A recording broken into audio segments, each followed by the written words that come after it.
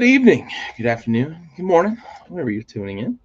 I got Ryan coming fresh out of traffic with me this week, and we may or may not get Bentley. Still holding out a little hope, but he said he was going to be a game time decision. How are you doing, Ryan? Doing all right. Happy to not be in traffic, like you said. Yeah, Happy it's almost Friday. Um, Games have been good. Rockets are still alive. I can't really complain too much. How are you doing? I'm doing all right. I'm doing all right. I did not have to sit in traffic this evening, so it's always a good thing. For anybody who lives on the eastern seaboard and has to deal with the corridor of tears that is I-95. They can sympathize a little bit with Ryan here, but we'll jump right into it, man. We had some interesting. We've had several series close out. We'll talk a little bit about all those, but we had some really interesting goings on at the end of the Pacers Bucks series, and I want to first shout out Damian Lillard. It's been a tough season for him. He had the DVT. Oddly enough, two players in the NBA had a DVT diagnosis this year. Wemby, they said they expect full recovery, no complications, yada yada. Lillard actually came back this season from his diagnosis, but then he unfortunately tears his Achilles in this series and likely going to miss next year, if not at least half the year. I don't know what his future holds. He is old enough to where people are going to obviously speculate about whether he retires. But just want to get your thoughts, in terms of like, have we seen the last of Lillard, or do you think he seems like he's a kind of apex predator that he's going to want to come back, but man, he's old enough, long enough in the tooth. He's had a good enough career. Really wanted to chase a championship. It's what he ended up in Milwaukee. They were trying to keep Giannis in house, and it worked, but it did not work out in terms of getting a championship. What do you see as far as the future, though, for one Damian Lillard? I would say the outcomes are not great, generally speaking, for his age and that injury. And not a lot of people are Adrian Peterson. Uh, Even the great Damian Lillard. They just outlier recovery historically with that one. Yeah, I mean, I feel bad, right? Milwaukee has underperformed. They're old. Like we're going to talk about it in a little bit. I think there's some Giannis concerns, right? Like not about him personally, but him not wanting to be there. All of that kind of leans me towards like Dame might want to just call it a day, but he also is a guy that just probably wants to get a ring, and if he has to, do that in a lesser capacity, maybe he tries like once he's able to come back. But we're talking at least 2 years from now. Next year is basically a lost cause. Like even if he was able to come back, was he going to play the last month of the season at best? Like that's if he has an incredible recovery. More than likely, we're talking the year after that, and then he's not probably 100% until halfway through that season. Like he's going to have to be a guy, and is anyone going to pay him to be a guy who only does that? But if he can commit to not being paid that and play as like a veteran presence and a scorer off the bench, or maybe just a starter who shoots a lot of threes and makes good decisions. Like I could see that. I just don't know if that's Milwaukee. I think that's likely. I think Milwaukee's going to have to make some serious decisions.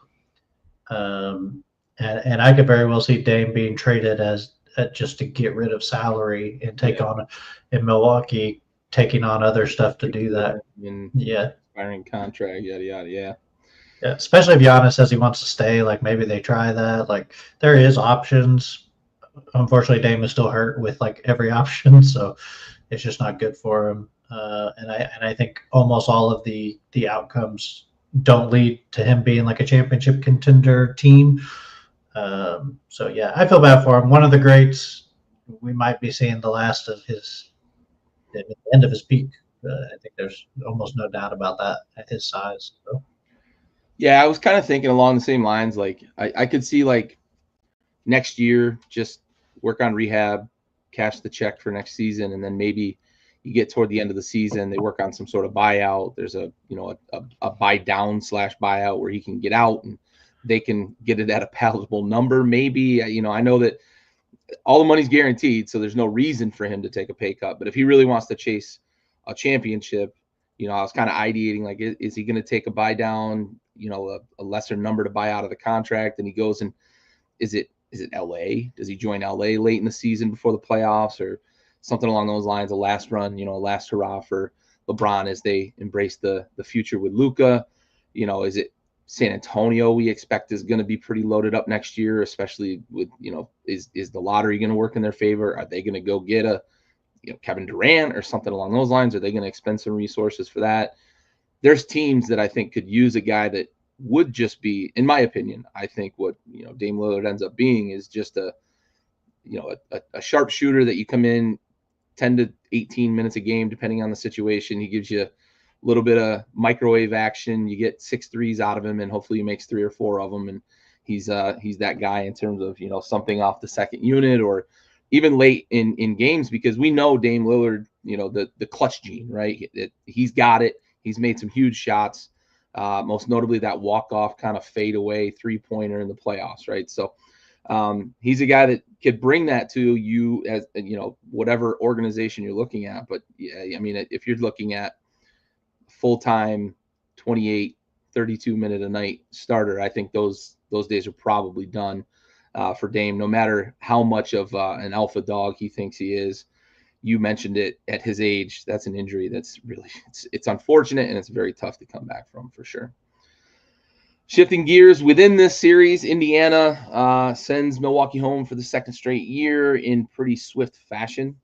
However, after the game, we get one of the oddest, I'm honestly, like, in my eyes, it's a very disappointing moment.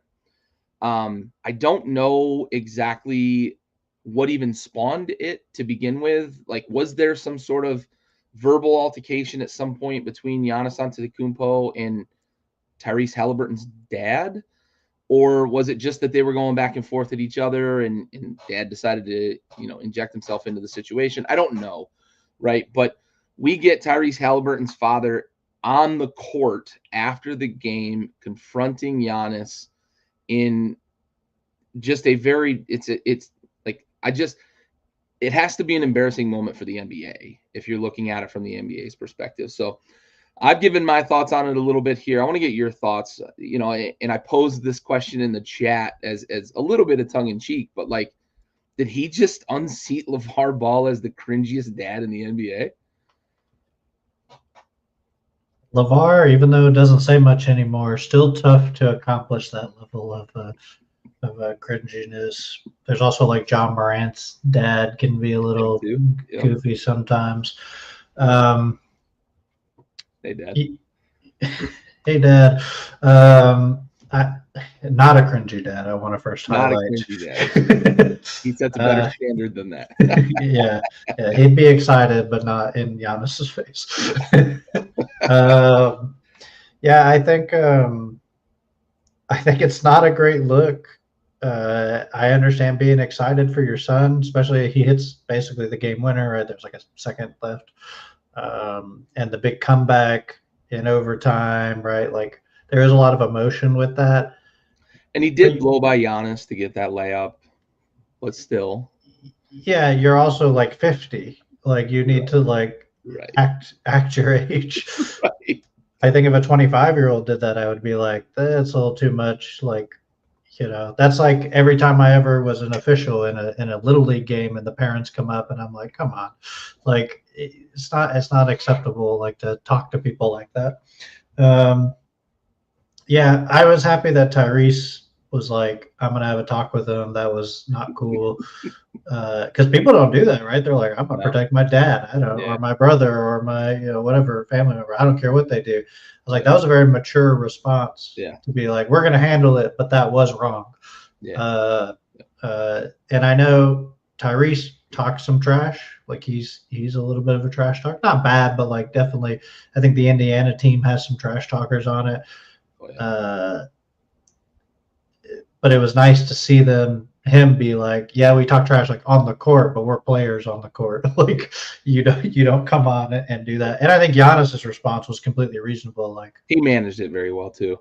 Yeah, he kind of did the act like you've been there before. But he was also like, you don't have to do that, but that's just how I do it. Yep. And like, take the high road kind of thing. Like handled it as well as you could, especially after losing like that. That was he tough. could have easily let his emotions get the best of him. I had somebody tell me, like, I just don't know how Giannis didn't put his hands on him. And I think that speaks volumes to, like, that's who Giannis, I mean, he's a good citizen. We'll put it that way. Yeah. I mean, his hands are very long. You don't even have to be very close to him to catch his hands. So it is impressive, his restraint in that moment. But yeah, not a good look. I don't think he's passed LeVar Ball, but LeVar Ball hasn't said anything in a while. So maybe this happens one or two more times. It can easily pass LeVar Ball. You might get there. Yeah. So let's flip the coin on that confrontation and let's talk Giannis. So it seems like every year since they didn't go back to back after winning the championship, they moved on from Bud, and they've, a lot of things have shifted. We talked Lillard, the trade, and they were in on Jimmy Butler for a little while as well, and they, trying to figure out how they could put a piece together to keep Giannis in town. But it's been a very disappointing out. As I said, they've been basically manhandled by the Pacers in the last two playoff series. Not a great feeling, not a great look. And the questions get asked immediately after the game. And on one hand, I think to myself, like, give the guy a moment, right? But also, like, reporters are kind of doing their job, and they're looking for a little bit of a scoop, and they didn't get super intrusive. They just kind of asked him, like, hey, what's this mean for your future? I can respect that to a certain degree. Giannis, I thought, handled it very well. I'm not going to talk about it because no matter what I say, it's going to get translated in some way, right? Again, handling himself very professionally. I think, and I think that you think as well, that there's probably some smoke there, that he's going to be looking for some sort of door to get out, whether it's a trade or something along those lines. Or, because it doesn't feel like the Bucks are going to be able to expend any resources to be able to rebuild. You mentioned Lillard, the contract. Robin Lopez is probably, or Brooke Lopez, sorry, is probably too far over the hill for them to even run it back with him. He's not really, you can't trade. There's no more pieces left to trade, really. They don't have a lot of draft capital that's super valuable.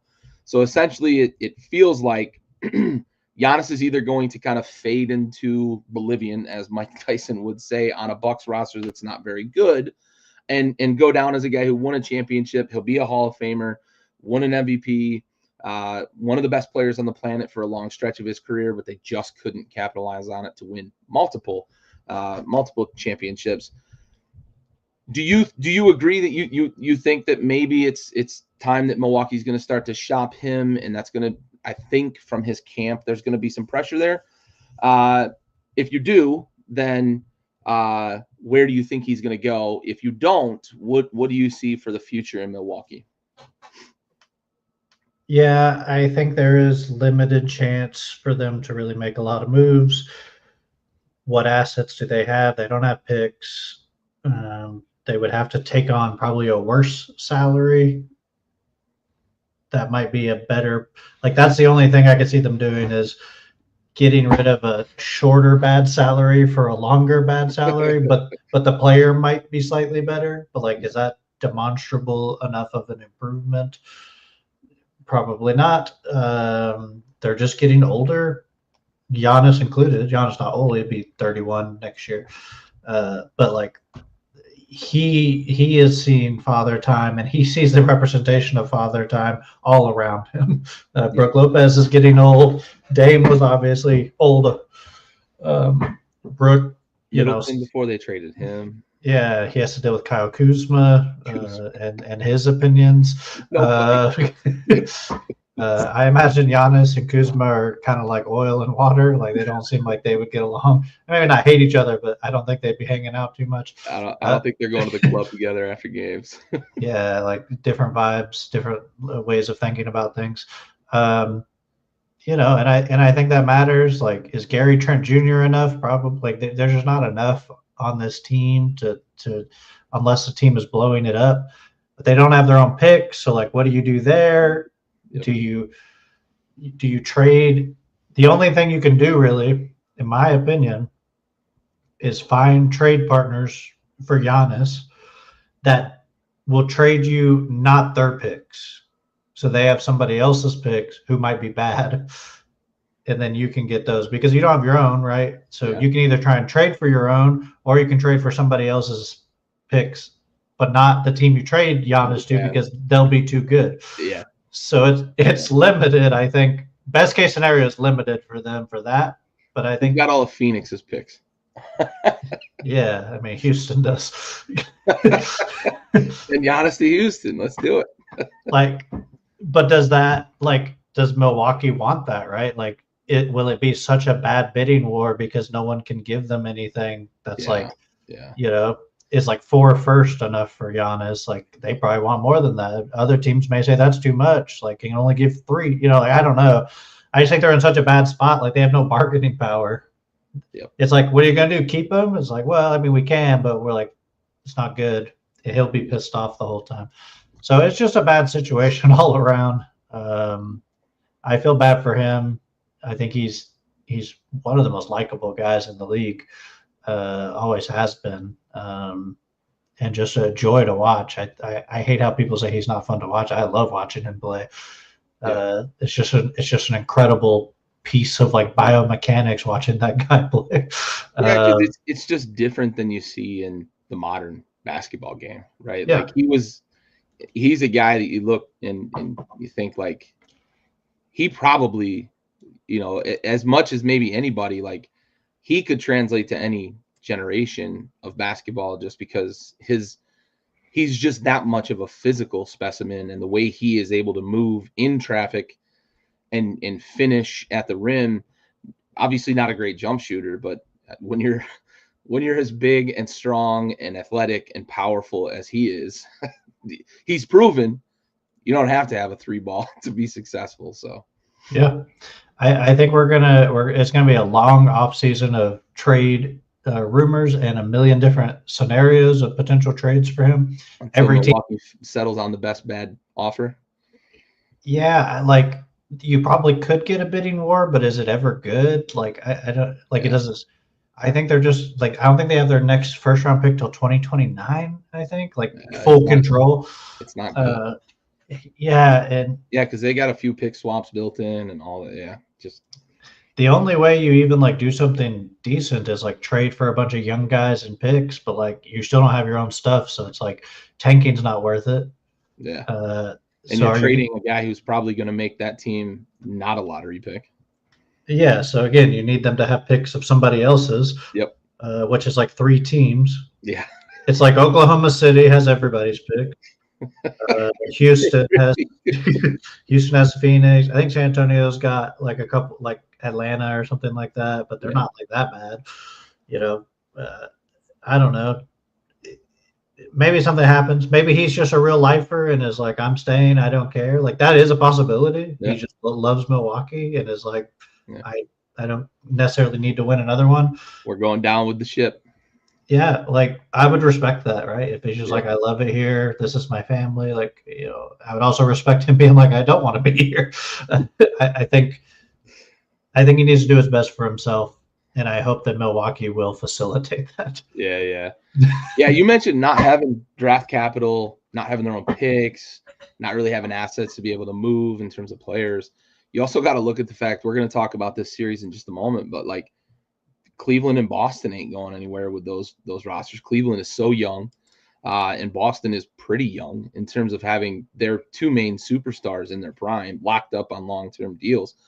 You're not going to leapfrog the top 2 in the East, and that's not to slight the Knicks and the Pacers and whatnot. You're not going to leapfrog to Eastern Conference favorite with what they've got available to move, right? You obviously you've got Giannis, and he's a supernova, but you know, and you can't get away with that in today, especially in today's NBA. You can't get away with a supernova and a bunch of scraps. So yeah, it is I think Oklahoma City might be like the one spot where maybe that trade fully makes sense if they want to do it, right? yeah, move one or two of the young guys and a couple of the picks and get Giannis. Yeah.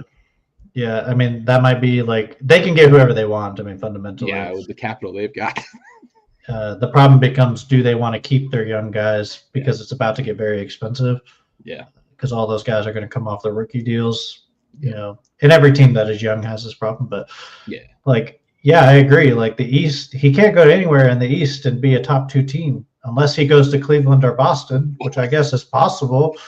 I don't know how. Like Kristaps for Giannis, like I don't know. That seems to mess up their offense. But Cleveland, no. Like Jared Allen and like picks, like maybe I doubt it. So he's got to go to the West, but the West is extremely difficult. And so he has to kind of go to like OKC or like a top like 4 team. I don't know. It's okay. The league is so tough right now. Like there's almost no good team for him to go to outside of like 2. Yeah, I think especially when you mentioned the money and the way the apron structure is now too. Like teams aren't willing to just take on money, and because the tax gets so expensive so fast compared to, you know, for years, Golden State was just like, yep, we'll pay the tax because it was kind of a flat rate tax, and yeah, you paid a pretty hefty bill, but now with the new apron structure, I think we're potentially going to see this. And I almost I've had kind of this fleeting thought that I don't know how long this apron structure is really going to last, because I think some of these players are going to start to say like, well, teams can't pay me because they don't want to go over the apron. Maybe we'll get a new bargaining agreement in place to change the apron structure, but we'll see. I think the NBA needed a reset. I don't disagree with the apron, the new structure. I don't disagree with it. I just wonder if we're going to get to a point where TV dollars keep going up. Salaries maybe are going to get choked off a little bit because teams aren't willing to pay the hefty top apron tax that they would have to have, you know, a number of superstars on their team. I think the weird part though, like, is can you hold off till like the new TV deal comes in, right? From like an apron perspective, because then the cap just shoots up. Yep. So like these guys will still get money. It's just I willing to take a shorter deal and wait yeah, for payday. Yeah, if you're like 30 right now, it's like tight, right? But if you're 25, like you're feeling pretty good. Right. Yeah, it's tough. I think I'm a fan of the apron. I know that's not what we're talking about, but I do think I'm a fan of the aprons. Like, could we pull back maybe a little bit? Yeah, but like I was so disheartened, and so I have bias here by what Golden State did by getting Kevin Durant. When I think my hometown team could have had a championship in that amount of time, or at least a finals appearance, because we were so close to them. I think we would have got them one at least once without Kevin Durant. And they got no punishment. Nothing. It was just like, yep. I'll write a check. Yeah, that's how it happens. Like losing a first round pick, at least something, so they can't they can have a dynasty for forever. Like you can only do it for like 3 years before it becomes like impossible, basically, right? Yep. I am a fan of that. Maybe we can restructure some of the punishments, but like I do not want the New York Yankees to exist in basketball. Or the Dodgers, I guess, is a fair thing to say now. Yeah. Yankees historically, Dodgers. Bill Lacob was the George Steinbrenner of the NBA for a few years. Yeah. Yes. All right. Well, let's shift gears to I mentioned a moment ago. We'll start in the East with the Cavs series, and they just kept upping the ante of like the Heat have never been beaten by this much in the playoffs. Well, we'll just do it again and we'll do it more. I think we saw finally the straw kind of broke the camel's back with the Heat in terms of like they were just talent deficient against this Cleveland Cavaliers team. They didn't have Jimmy Butler to kind of, you know, put him on his back and what he had done for a couple years for them. And they don't have that guy, right? Bam is great. Bam's a star. He's not that. Tyler Hero is budding into a star. He's not that. You're not asking him to lock down on defense and then go get a bucket on the offensive end, 15, 18 times a night when you just absolutely need it. Bam, same thing with him. They don't have that guy. How impressed were you, though, with this Cleveland Cavaliers team? Because it just seemed like those two teams were from different planets almost, it felt like, during this series. Well, they are, so that's probably why. Miami's not that good. I've been saying that forever. They weren't that good with Jimmy Butler. They're arguably about the same now, if not worse. Good. They got some good. They got a lot of fourth best guys. Bam's probably could be third best maybe, but a lot of you like to have them on your team, but it's not like a requirement kind of people. That's not the formula. yeah. You can have 15 of those guys, but you can't play them all. So it just doesn't help you out too much. Yeah, I mean Cleveland. I've been a Cleveland truther all year. I've had Cleveland over Boston all year. I think almost every metric prefers Boston, but I just love the way Cleveland plays. They're a physical team. They shoot the lights out of the ball. They shoot at basically every position except for the 5 for a short period of time, and then they shoot the rest of the. Tristan Thompson doesn't, but everybody else does. Boston does it all the time. All 5 of them do it. But the physicality of Cleveland is, that's the question. Does the shooting beat the physicality and the defense?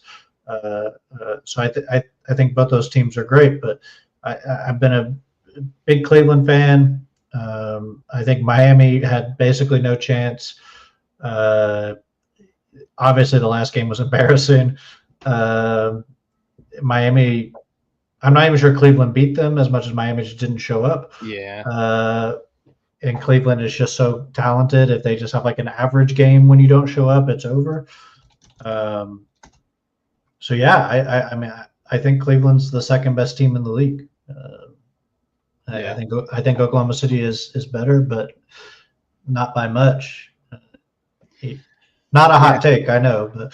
No, but yeah, I think the stat that kind of captures what you agreed with me about is them not being on the same planet is Cleveland set the record for biggest combined margin for a series in NBA history, right? 122-point margin. That's impressive.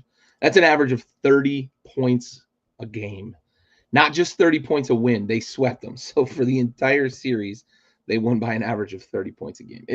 It's crazy. They were plus 30 every single night. It just impressive stuff.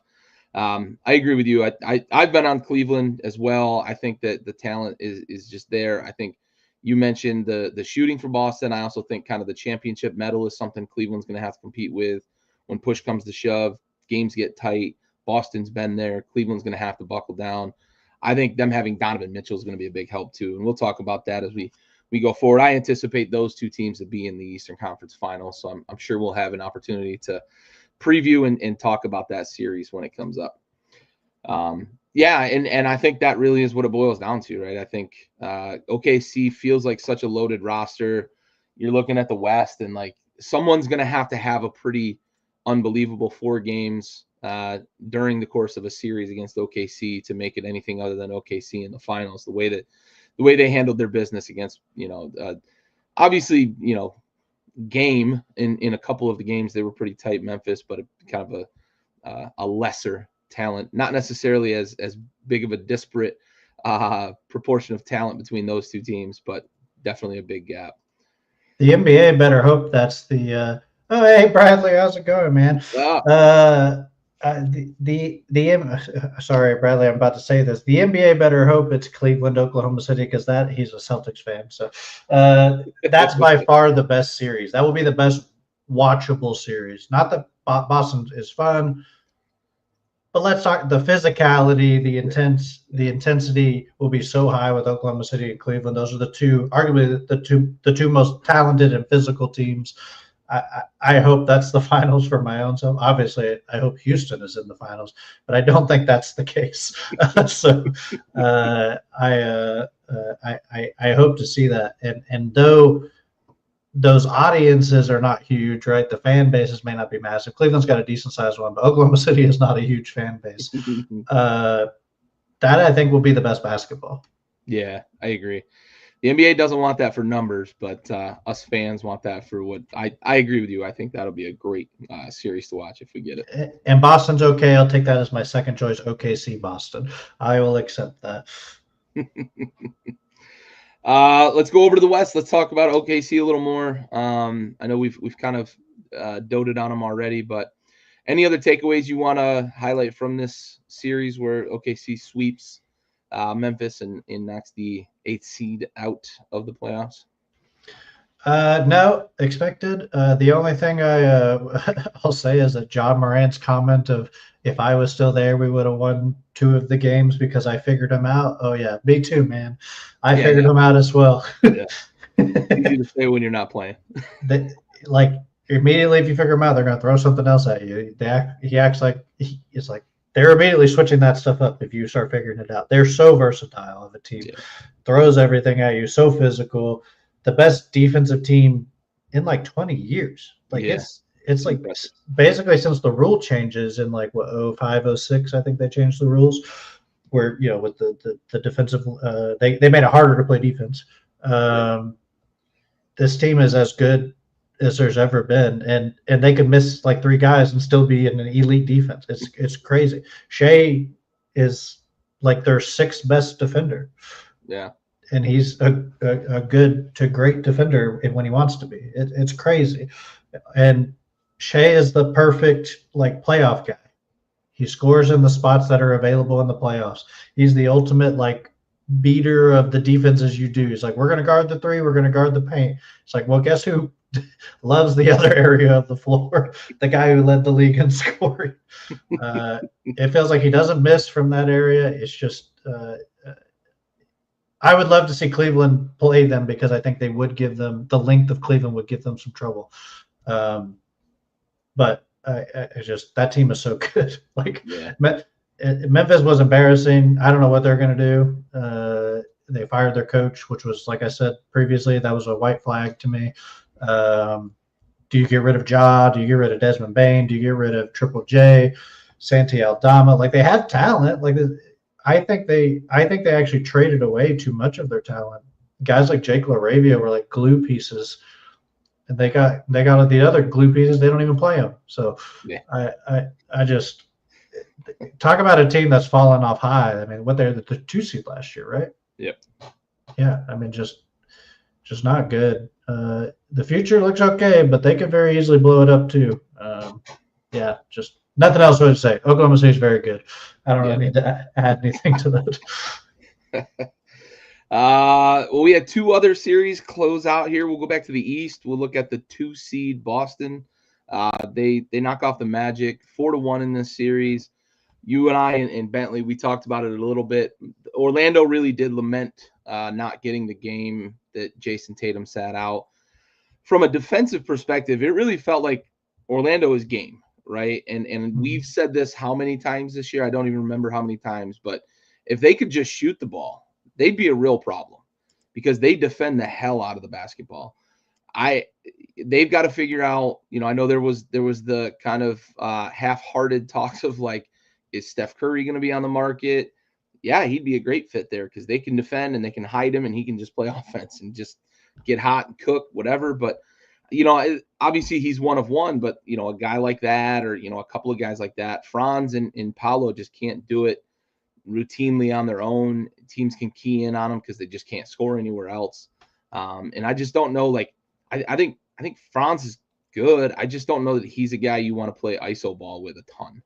And Paolo can be that guy, but if teams can sag and double team and just get the ball out of his hands, that's when you really see when Orlando's offense is very, very deficient. So talk to me about this series, though. Boston, obviously impressive, 4-1. You lose Tatum for a game with the wrist, and you're still able to get done early, get rested, get healthy. I think health is the number one thing for them because you've got the history of Kristaps. You've got Tatum, who was banged up in this series. They're a little longer in the tooth at a couple of positions. Horford's a guy that contributes. He's older. You'd like to get him rest. Talk to me about Boston. Talk to me about Orlando, and kind of going forward here. Yeah, I think that was a pretty good summary. I'll start with Boston because they're actually the boring side, I think, of this matchup. They are who we thought they were, to quote the great philosopher. I mean, what's there to say? Obviously, like, even winning without Tatum just shows, the talent that they have. Jaylen Brown is still banged up, right? He looks good, but he's like clearly not 100%. Yeah, I didn't even mention him. A couple days off for him will do him good. Yeah, I think he needs it. He's had a nagging injury for quite a while now, and it will continue. It's not going to get 100%, but he'll at least be a little better off. I think there's not much to say. Boston is Boston. They shoot the ball better than anybody, and they spread you out, and eventually it's a game of math with them, right? Like, they're going to outmath you most of the time. 2s for 3s, right? Peyton Pritchard's hitting too. They are impossible. Yeah. Then they're like 7 deep. Yeah. Yeah. When he has his 40-point games, which is crazy. Yeah. It's just all 5 positions shoot. I mean, like I said, not much to say. I think they're boring. I think Orlando is interesting, actually. And I want to apologize. Unfortunately, Bentley's not here to hear this because I know he would appreciate it. I want to apologize because Paolo was having a rough stretch about the beginning of the last quarter of the season. Yeah. We were on the show, and I was like, man, he came back from injury. He does not look great. Basically, since I said that, he's been one of the best players in the league. Yeah. And he watches the show. He said, I took that personally. I'm glad he did. I'm glad he proved me wrong because I actually do enjoy watching him play. But he did not look good. He has looked incredible. I think this series proved that he can be like a number 1 guy on like a very good team. At the beginning of this playoffs, you could have told me Wagner is the currently better player. I don't think that's the case anymore, but I could have been convinced of that. Wagner has his issues right now, and I'll get to that in a second. But Paolo was demonstrably better than Franz, and there's an argument he was the best player in the series. The team is just constructed poorly. Not his fault. KCP, terrible decision. I liked it when it came out, but he's been awful. That's like the guy they were hoping to, kind of solve some of their shooting issues. But man, Paolo, I think I had previously said to Bentley many times, I said I would take Jalen Williams over Paolo the rest of their career. I said that at the beginning of this year. I think I might flip that. I think they're very close to each other. But I think Paolo is now so much better offensively that it might not matter that Jalen Williams is as good as he is defensively. Because that was like the argument of who's the better player, for the rest of their career. So I think I'm gonna say Paolo is leaning towards like a top 12 guy in the league, which is very good. I wonder if Bentley's ears are ringing right now. I hope so, because I often make him mad. So I hope this will make him happy. But yeah, great from him. Great series, just outmatched. Bright future for him, and I think this Orlando team. Franz has a hitch in his shot that just got worse and worse. It was like watching a machine that's like the bolt is like coming out, and every time the machine fires, the bolt comes more out, and then the machine slowly separates. That's what that was watching him shoot. It was Charles Barkley golf swing-ish. And the hitch was like different every time too. It was weird. Yeah. It was like his body didn't know like what was going on. He was never like that. Like I don't know what has happened to him, but he needs to fix that because it's bad. The weird thing is when sometimes when he shoots it, it looks good even with the hitch. I'm like, the actual follow through doesn't actually look bad. It's just all the buildup part looks all jacked up. So I think it's fixable. It's just, man, it's I think it's in his head, and it just like got worse as time went by. And that did not help. If they could just get like him to be like 35%, that would be incredible from three, because he is so good in so many other places, and I think is valuable to that team. But really bright future. That's all I really want to say.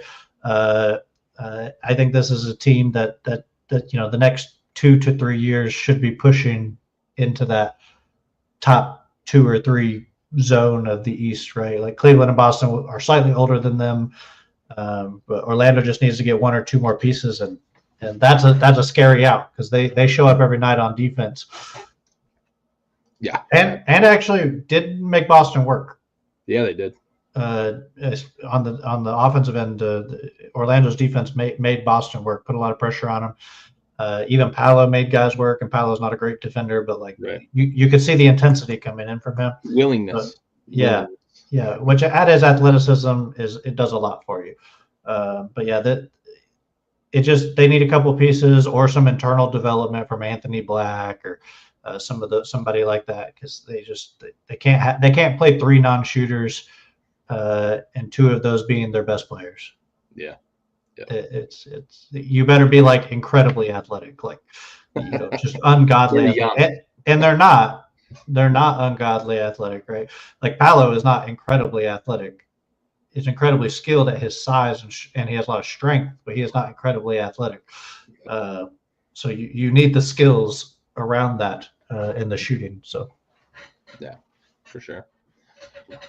All right, we'll finish up with the other series that has finished, and then we've got a couple others going that could finish tonight. We'll talk Minnesota and the Lakers. And honestly, I would have picked, if we did a preview show, we've had a couple weeks where we've been pretty busy, but I would have picked Minnesota to win this series. I would not have picked Minnesota to win in 5 games and in the fashion that they did. Sometimes and I think that's where this offseason there's going to have to be some work. 10,000 jumpers, and let's figure out what this hitch is and get it out of your damn shot for Franz. We saw it with Markelle Fultz too, right? He was a good shooter in college, had a little bit of a shoulder injury. Philly did something with him. It was never the same. But yeah, so Minnesota and the Lakers, I want to get your thoughts on JJ Redick because I think overall on this show, I think we all kind of agree he's a good basketball mind.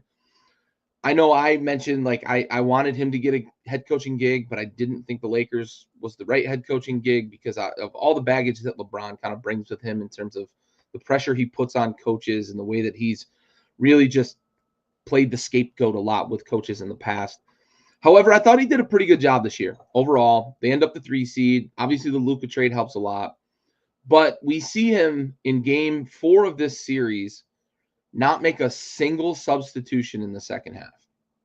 And then we go into game 5, and they're getting out-rebounded. They are getting lambasted by Rudy Gobert, and we don't see any true centers play in this game. Like you didn't bring any size in. You didn't bring anybody in that was going to scrap and play tough with Rudy Gobert. And the result is that Rudy had a career day in the playoffs in an elimination game and knocked you out. So I want to get your thoughts on JJ Redick in terms of, is this a situation where he's now got something he can learn from, or do you just think the moment got too big for him, and is this what we can expect from him going forward? Well, I thought Minnesota was the better team. We did our power rankings near the end of the year. I did not even have the Lakers in the top 10. I would have eventually, because they started playing better kind of after that happened. But I had Minnesota, I think, at like 6. I think Minnesota's metrics look really good. They're a big team. They're a physical team. They obviously have a guy who can score at will if necessary, right? Like they're pretty well built for the playoffs. Like people make fun of Rudy Gobert, but Rudy Gobert is not even at his peak and is still a very, very good player. Even in the playoffs, like you have to have a very specific team to play him off the court. Mm-hmm. And that team better be really good. And the Lakers went small and tried that, and he just dominated them inside, which is the counter, right? Like you better be really great on the outside. So I will say I would have also taken Minnesota in the series, which hindsight 2020, I guess I can't really like claim that I did that, but I would have. I like Minnesota. I think they're a tough team. The Lakers, JJ Redick, I just think they were not that good. They haven't played together much. They're small. They're not great on defense. Like they started playing defensively a lot better, but they have holes defensively. Austin Reeves is a hole defensively. LeBron sometimes is a hole defensively. Luka Doncic is average defensively, right? Like, but they got to keep those guys on the floor because that's their offense. Let's think about what else they got. I will talk about this team because you're saying what substitutions are they making? Rui Hachimura. I like Rui Hachimura. We like Rui Hachimura. Solid player. He played and started all 5 games. I think there's argument he's their 4th best player. Dorian Finney-Smith played all 5 games. Dorian Finney-Smith, solid role player. Gabe Vincent played all 5 games. Do we feel like, is this the Miami Heat Gabe Vincent? Because I don't think he was. He averaged 2 points in the series, playing 20 minutes a game. Did basically nothing else. 1 rebound, 1 assist. Gabe Vincent is a fine regular season player. Is not a player. Dalton Connect, Jackson Hayes, Jared Vanderbilt. Vanderbilt's fine. Like I like him, but like there's not a lot of size. There's not a lot of strength. There's not a lot of athleticism. What does Minnesota have in droves? All of the above and skill. Imagine if they had Mark Williams. Yeah, I mean, if he would be on the court. But. Yeah, if he could play, I think they need to do something there for sure, for a variety of offensive and defensive reasons. But I don't blame Redick for not wanting to play Shake Milton, Jordan Goodwin, Dalton Connect. Like, I get it. I think the criticism is, well, your guys are tired. But this is the playoffs. Like, they got to be able to play. I watched Steph Curry light up the Rockets. He sat 4 minutes. He lit them up, killed them with no Jimmy Butler. He had to play because they did not have him, right? They couldn't take him off the floor, and he lit us up. No one went, wow, why is Curry leaving him out there? Now, if he shoots 20% from the field, then maybe they go, oh, I should have sat him. Hindsight 2020. I'm not mad at Redick for that. I won't criticize it. I think it's one game, one series. They were not that good. They need to work on the fringes quite a bit. Maybe like a Dalton Connect for a center or something like that, I think could work. Some size, some athleticism, and not the Jackson Hayes kind, who's like fine as like a backup big, but you can't play him for very like he played 8 minutes a game. Like you can't play him. They just weren't that good. I just think because it's LeBron and it's the Lakers and Luka, like we assumed they would dominate a series or be more competitive in the first round. I thought Minnesota was the better team. And what were they, 2 games apart in the standings? Like that's not really that crazy of a saying. The West was congested for sure, behind Oklahoma City, of course. But like, yeah, it's really the 1 seed is the only one that should guarantee a win pretty much, and everybody else is holding on as best as they can. Yeah, for sure. No, that's a solid rebuttal. JJ took a lot of flack in the mass media. The talking heads had a lot to say about 24 straight minutes of the same 5. It's just one of those things that you just don't see it, right? Typically, yeah. But you're right. That roster is not good. It is not good.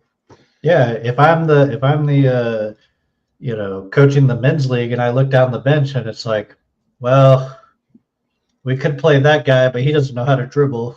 Could play that guy. He touches. Yeah, he can't shoot. But my guys are a little tired, so I guess I'll do that. All of us in that situation would do the same thing, in my opinion. That's fair. Again, it's just the talking heads have to get Lakers content in. Let's all agree to that. And LeBron. Yeah, I mean, it's the double whammy, but yeah, I do not blame him at all. For sure. Good point.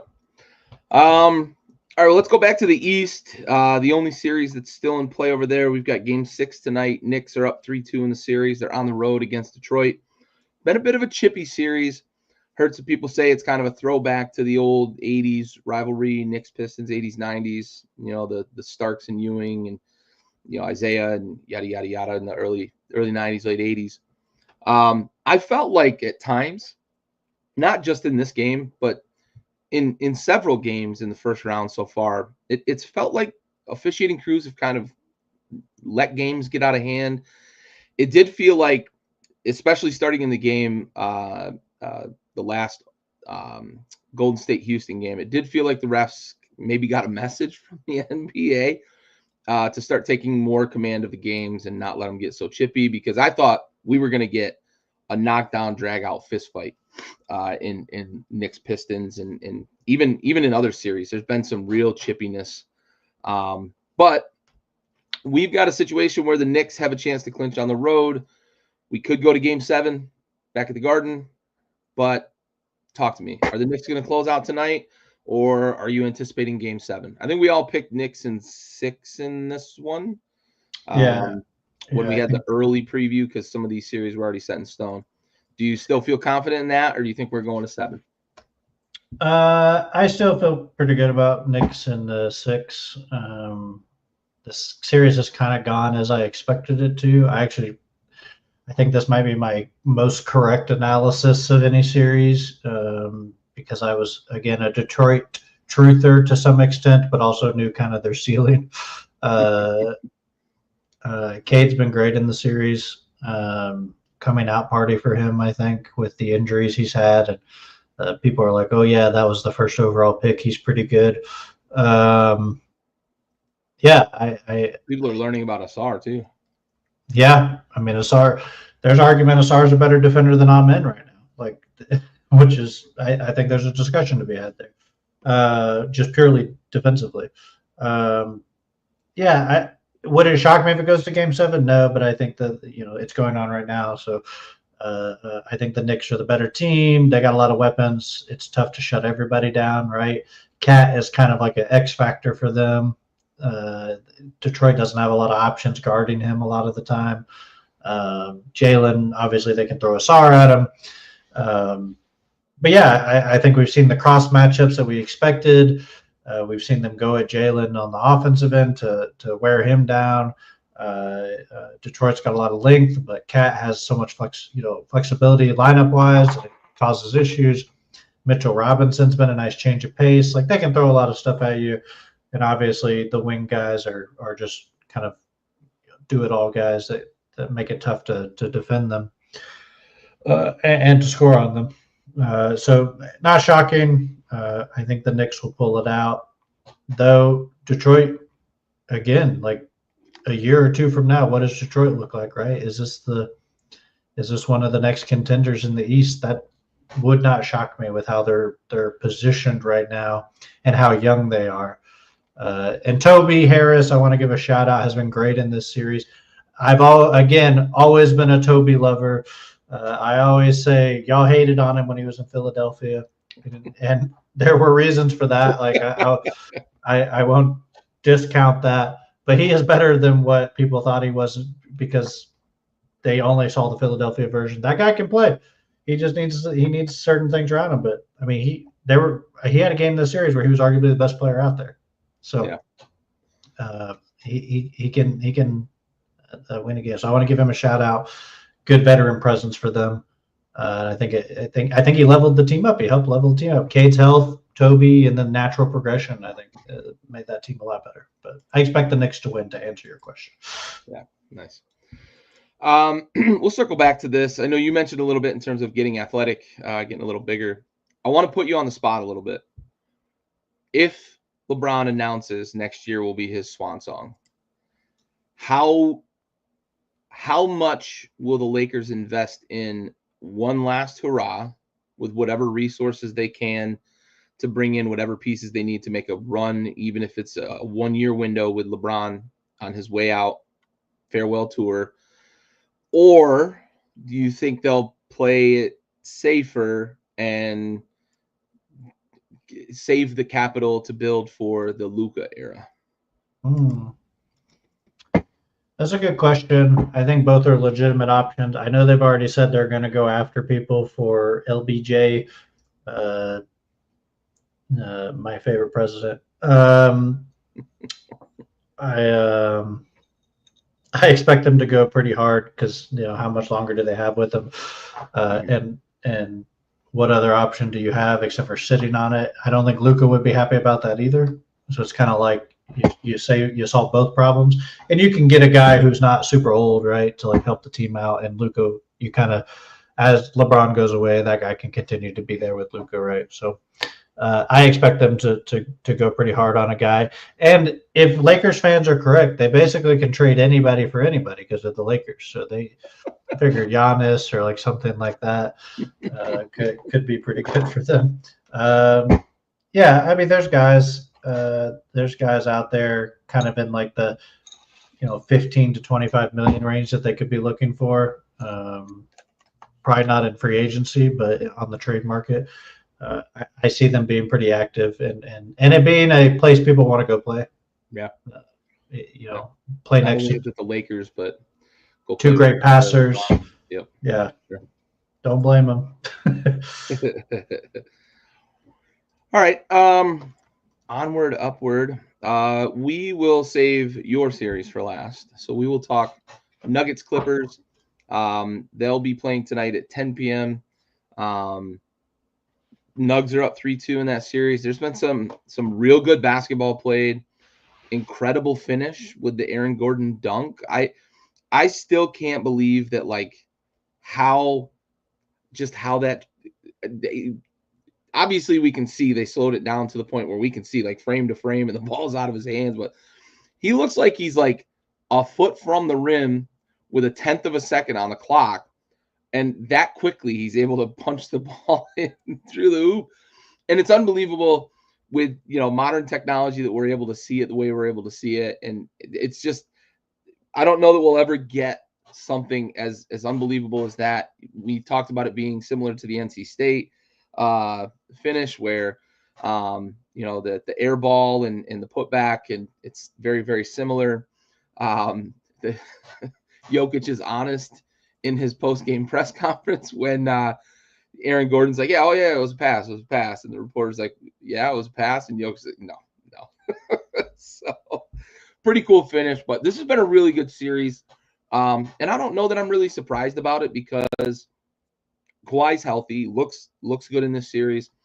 The Clippers have been one of the best teams down the stretch. I think they were 16-5 in their last 21 games or something along those lines. And they were the best defensive team over that particular stretch of games. And I think it helps when you have the claw back on the floor for those games. But talk to me about this series. What do you see playing out here? Are we going to get Game 7 back in Denver? And who ultimately wins this series? I believe you picked, or no, we didn't do a preview, so you can talk about who you might have picked for this series. I would have taken the Clippers. Okay. In the series, I still feel like they'll force a Game 7. I still think the Clippers are the better team. I didn't like some of the matchups they did. I think I talked about it a little bit with the Zubats, kind of where they were having him just float around. I didn't love that too much. But I think they've been competitive, obviously been close games.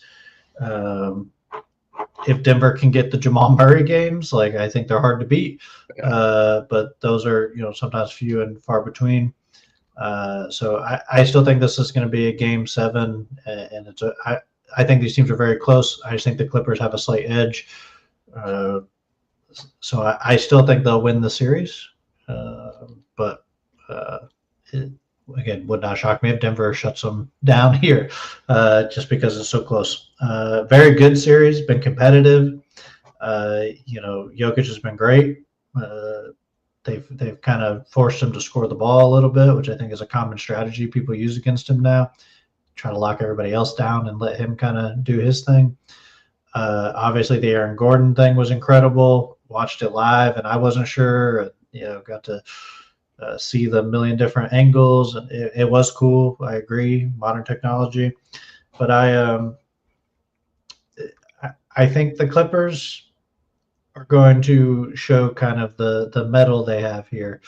And if not, that team might not be around much longer either. Yeah. Because they're getting old. They have injury issues. Like guys cost a lot of money. Um, I think the Clippers need to win this series to keep the hope alive for what that team is. Whereas Denver, they probably don't feel good about their team even if they win this series. Yeah. Just with the money they have wrapped up in guys. But yeah, been great. One of the better series, Yep. if not the best one. But yeah, I think the Clippers will pull it out. Yeah, I would have picked the Nuggets in this, and I would have picked them in 7. So I'm going to stick with that. I think the Clippers pull it out here at home, and we get a Game 7 back in Denver. Agree with everything you said, though. It's been a good series, one of the more competitive ones. It's been interesting to see the back and forth and Jamal Murray just being unconscious in Game 5. If they get that Jamal Murray in Game 6, then they might close out in Game 6 because when he's cooking, he's a tough shot maker. And I'm going to steal your term there, but he can score in ways that defense is just like you almost just don't have an answer when he's got it going. He's hitting fall away shots, he's hitting off angles, switching hands midair because he's getting fouled and hitting and ones. And when he's making it, when he's hitting from 3, he's quick enough to get by you when he's healthy, and he looks pretty healthy right now in this series. He's quick enough to get by you. It's hard to close out hard on those 3s, but when he's got it going, he can make them, and he's tough. And if they get good Jamal Murray, the Nuggets are a hard out because Jokic is still the best player on the planet. All right, let's finish up with your beloved Rockets. Big win. I joked about it to open the show. Just need to shoot 70% for a half, and Bentley educated us on how the math would work if they just shot 140% in one quarter. I don't exactly know how you could do that, but I guess if you just get an and one on every 3 ball, or I don't know, you got to make everything. But I digress. Maybe true shooting percentage, you could get kind of crazy with it. Maybe. Yeah, right. Exactly. But I digress on that point. They opened up with a barrage in Game 5, and they needed it because they tried to let the Warriors back in this game down the stretch with the second unit in, which was a bit perplexing. But I think when you get a big lead like that, it's easy to mildly shut it down, especially when Golden State kind of throws in the towel and says, Steph, you're done for the night. Dre, you're done for the night. We'll see you in Game 6. Even Pods, they pulled him. We'll see you in Game 6. But it got down to, I think, 11 was as tight as it got late, and then Houston kind of pulled away just enough to call off the dogs that Steve Kerr wasn't going to try to get cute and bring Steph and Dre and those guys back in. This would have been a very tough one for me. I think this is a coin flip series. I think I would have sided with Houston because they have home court advantage. My concern right now for you, Ryan, as a Rockets fan, and for all Rocket fans, is that Game 6 is in Oakland. So, well, Santa Clara, but back in the Bay, we'll say. And that is the part that worries me. Steve Kerr did pull the starters out a little early, so they got a little less minutes on their legs for Game 6. I still think Houston is capable, though. I think they defend the ball well, and if they can continue to bother Steph Curry the way they did in Game 5, and in I think Game 1 was the game you and I were joking about. If Dylan Brooks is allowed to be underneath and bump into Steph Curry, it's going to be good for the Rockets for the series. So I still think they can. I'm just very worried about the fact that Game 6, they've got to go on the road. They're down 3-2. It's a closeout game at home for Golden State, a team that has a lot of championship medal, and a team that has the X factor in Steph Curry. Talk to me about this series, though, Bob. Yeah, it's been a frustrating series for me personally. First, I hate Golden State. I've said it a million times on this podcast. In the shower, just yelling at the shower head. I hate them. Waking up in a cold sweat many times over the last 15 years or so. I've said. It's been frustrating. So Houston's given away some games. I think Houston's the better team. which I know is crazy, probably for people watching the games.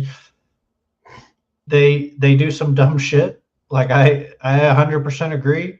They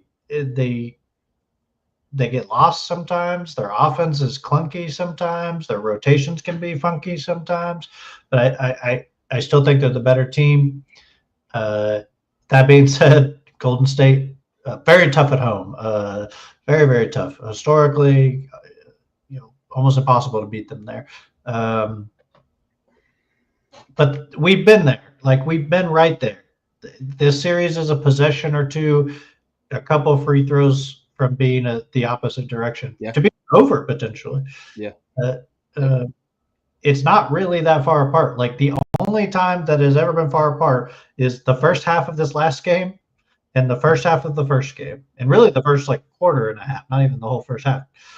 That's the only time that this game has not been pretty competitive. Yep. Or this series. So I expect Golden State to win Game 6. But I also expect Houston to make it very physical and very tough. And if the ball bounces their way, I think they can win the game. But I expect them to be like a 5-point dog coming into the game, like 4 to 5 points, which I think is reasonable. So I think they need to be physical. They need to get on them like they have all series. Make it tough on them. Make the referees make the calls. If it's the playoffs, force it on them. And if Golden State wins, I hope they get swept next round. They'll be facing the opponent that could do it to them. That's for sure. Yeah. You called it. The opening line as it sits right now, 24 hours prior to the game, is 4.5 points.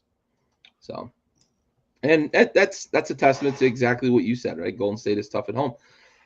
It's unfortunately a closeout game. That's what stinks about it. You'd rather be up 3-2 going to Oakland or going to Santa Clara and saying, we got one in our pocket that we can go back home and close them out. But I do think if this gets to Game 7, I think Houston wins at home in Game 7.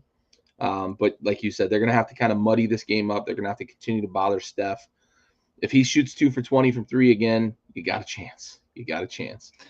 For sure. Yeah, just got to make some free throws, man. That's been an absolute frustration. They're bad. They're the worst free throw shooting team. I'm not a Warriors fan. Just make your fucking free throws. Yeah, I mean, they're a bad free throw shooting team. They have been all year. It's not surprising, but this is even worse than they were during the year, by a decent amount. Calipari took over or something. Yeah, it does look like a UK end of the game kind of thing. I said this to Bentley at work, and I was like, we can shoot below average from the field and win games because we're so physical. We just can't also shoot terribly from the free throw line because we are a below average shooting team, but you can't combine the two, right? We need to be below average and making plays on defense, steals, blocks, running the floor. You need easy buckets to counteract that, and you need to make your free throws, or you need to shoot average or above and be solid defensively, right? Those are your winning combinations. And unfortunately, they haven't done a lot of that together at the same time. And it's just been the margins are very thin at that level. And such an experienced Golden State team, and getting your outlier Pajimski game and you got your outlier Steph game, of course, on the night Butler's out. It's been the classic storm. And also, I'm tired of Golden State fans complaining about how Curry gets fouled on every shot. It's he doesn't get fouled on every shot. This is how the basketball has always been called. If you are an elite player, the other team is allowed to push you around a little bit. It's just how it is. Wilt Chamberlain faced this. The only guy who really didn't was Kobe. Kobe somehow got, and Michael to some extent. I know they both famously got a lot of calls, but Michael post 1989. But the way the rules are, Steph Curry is unguardable unless you allow some holding and grabbing.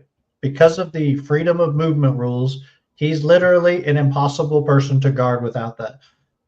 And people are mad, and people are like, "Oh, they shouldn't change it." It's like the game's unwatchable if you allow them to do that. Yeah. The Golden State Warriors were not fun to watch during their dynasty.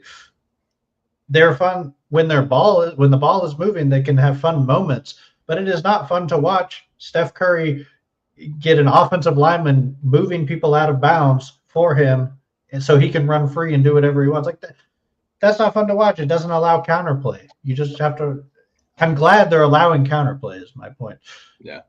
Because if you just let them run, you're going to lose. Yep. Yep. So I'm just tired of them complaining. They've also had a great team for fucking 14 years. Like, get over it. They've had many calls go their way. I can recall many of them. Maybe a little bit of that deep-seated hatred, right? Yeah, Kevin Durant standing out of bounds, throwing the ball back in and calling that legal. Draymond Green carrying people out of bounds on screens so that Curry could get open and hit game-winning shots. Pisses me off. All right. Well, onward to a lighter note. That concludes our kind of wrap-up of where we are currently, most of the way through round one here. By this time next week, we'll be talking about the start of round two series and the conclusion of these final three round one series that are still going as of May 1st. But I want to pass it your way, man. Any closing thoughts, any takeaways from round one that you want to highlight here on our way out the door? No, I think I've ranted enough. I apologize. I guess Rockets haven't been in the postseason in a while, so a couple of years. So I'm just riled up about it. I'm excited sure people would rather listen to your voice than mine anyway. So that's not true. I'd rather listen to yours. I will say one thing I am excited about. I love draft season, as you know. Yeah. I know it's the playoffs, but I do love the draft. I'm excited for the lottery. And the teams that are currently forgotten right now, they're planning for these things. They're gonna have their moment. Yeah, and that I get excited about that. The Wizards, the Nets, those other bad teams. I'm excited. Excited for the future of the NBA. Excited for the rest of the playoffs. I won't add anything else. I do love that time. Yeah, buddy. All right. Yeah, my dad says enough is enough with the Warriors, right? Yeah, thank God. I hope they get smashed, just like in the dynasty. Jimmy Butler becomes toxic again. Please put it out of its misery, out of Ryan's misery. Yes, please, dear God. All right. Well, appreciate you, Ryan. Thanks for the messages in chat. Dad, Brad, thanks for tuning in. I believe that's first time we've seen him, maybe. It's been a while. He comes in my other streams. Nice. Well, appreciate him tuning in over here. I know he's a Celtics fan. Neither of us are, but appreciate him tuning in. For Ryan and Bentley, though, who couldn't be here, and for the rest of the boys at Backyard Sports, this has been Backyard Buckets, brought to you by Backyard Sports. We are